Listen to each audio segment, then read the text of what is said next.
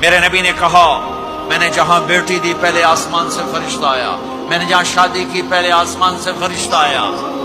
حضرت فاطمہ کے لیے ابو بکر پیغام لائے، انکار کر دیا، عمر پیغام لائے، انکار کر دیا، علی پیغام لائے، جبریل آ گئے کہ اللہ فرما رہے ہیں فاطمہ علی کی ہے۔ کہ یا رسول اللہ آ کے بولے نہیں، چپ۔ آپ نے کہا علی کیسے آئے؟ چپ۔ پھر آپ نے خود کہا فاطمہ کے رشتے کے لیے آئے ہو؟ کہا جی ہاں۔ تو آپ نے کہا انشاءاللہ۔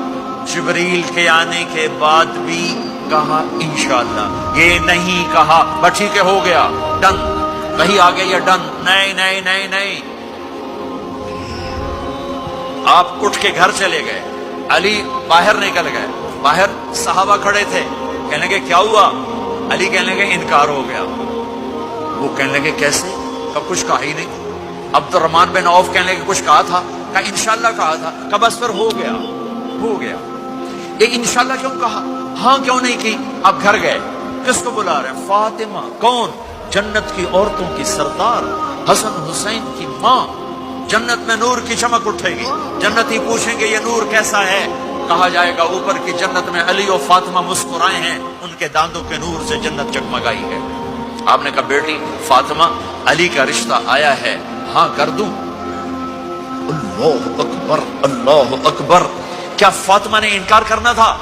کیا فاطمہ نے انکار کرنا تھا؟ بیٹی علی کا رشتہ آیا ہے، ہاں کر دوں؟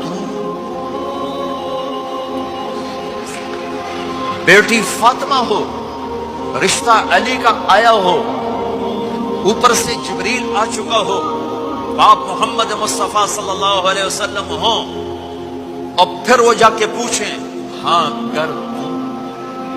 میرے بھائیو مجھے نہیں پتا یہاں معاشرت کتنی کو بدلی ہے، لیکن ہمارے ہاں بیٹیوں سے نہیں پوچھا جاتا، اور دیہاتوں میں بچوں سے بھی نہیں پوچھا جاتا، بات تیرا کر دیتا ہے ہن بھاویں تو مانے یا نہ مانے۔ تمہاری بیٹی کا حق ہے کہ وہ کہے میں کروں گی، میں نہیں کروں گی۔